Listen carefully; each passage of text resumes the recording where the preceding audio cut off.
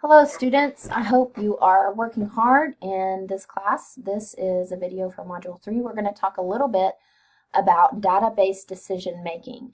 Hopefully by now you have kind of looked around on the website that I put on the page. It's called the EdTech Rapid Cycle Evaluation Coach website. Basically what it is when districts implement a district-wide software, application, some type of digital learning tool, the districts need to know if the tool is doing what the developer says it's doing. If it's not, it's a huge waste of money and time and resources of the district. So what I want to do is just kind of give an overview real quick of what database decision making means, especially when it comes to technology. Schools do not make decisions on the fly. Schools cannot make decisions on the fly. Every student, every teacher in a district is a unique case. So when we're purchasing expensive software, hardware, technology resources, schools have to sit down and look at the pros and cons and say, how does this help these teachers? How does this help these students to get from point A to point B? Let's say a school wants to increase reading scores on a standardized test, and they want to use a reading technology. Are they just going to go out and buy the first one that they see online? No, they are not. They are going to go through and look exactly at what the developer is claiming the software will do. So I want to run through this case study that's on the website with you just to make sure that you understand what's happening. This is tech research. This is active research. That means that a school district has a technology. They're trying to see if it meets the developer's claims, and this is the outcome of their research. So designing technology research is not part of this class because it is very complex, but understanding what is happening in that research is part of this class, and you've been doing it already, and this just gets a little bit more technical. So don't be afraid as we kind of go through this. It is a little bit difficult to understand at first, and that's why I wanted to make this video, just so you guys kind of know what we're doing. Okay, so this is a case study right here, Wake County Public School System. Let's see what the basic overview of this study is. This district, they increased their instructional technology to include digital resources, and they want to evaluate if a digital literacy software is improving test scores. Okay, so let's look a little bit at the demographics. This is why demographics are so important. Wake County, Central North Carolina has 177 schools, 160,000 students. It's a very large district. So imagine the cost of implementing any type of digital learning initiative. For 160,000 students, it is going to be a considerable amount of money. Student demographics. 48% white, 24% black, 17% Hispanic or Latino, 8% Asian, and 32% economically disadvantaged. So this, I would say, is kind of an average school district. It does not have a high number of low socioeconomic status students, which is interesting because if you do not understand the demographics of the school, you cannot make claims about the research for a software. For example, a software that works very well for primarily white upper-class students may not work well for students that are English language learners and low socioeconomic status.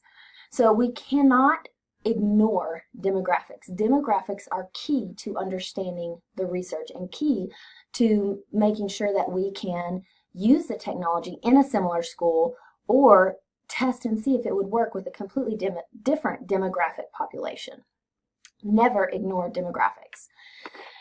Okay, so central office, they purchased this thing, the software. It says the software application offered students access to ebooks on any device.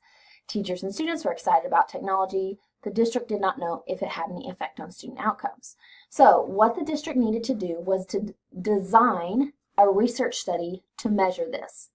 Of course, the developer of the software, they say, of course our software is going to raise your test scores, right? This is what marketing does. This is what developing software is about. We have a product, we want to sell it, we will tell you what you want to hear.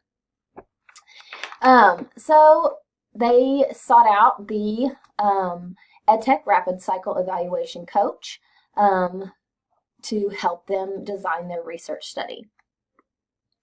They decided to determine how often the technology was being used. Again, very important.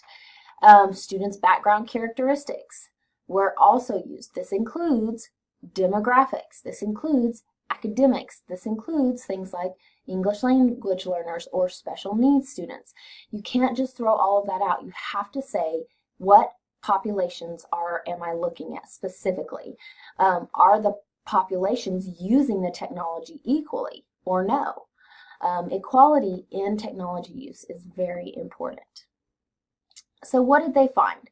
Hold on, I didn't mean to do that. It says, to be more confident in the results, students' achievement was measured in several ways, including a standardized test and DIBELS, which is the early literacy test most public schools used in the United States. And they compared that with frequency of use in each student. Let's see what they found. The results showed that the technology was not having an effect on student achievement. There was a 0% chance that the technology increased student achievement by more than 1.1 standard deviations on any of the reading and science assessments. So, while it is fantastic to have all of these books available on any device, it did not help with standardized testing. Now, here's the key. Does it help with students being able to use technology to learn?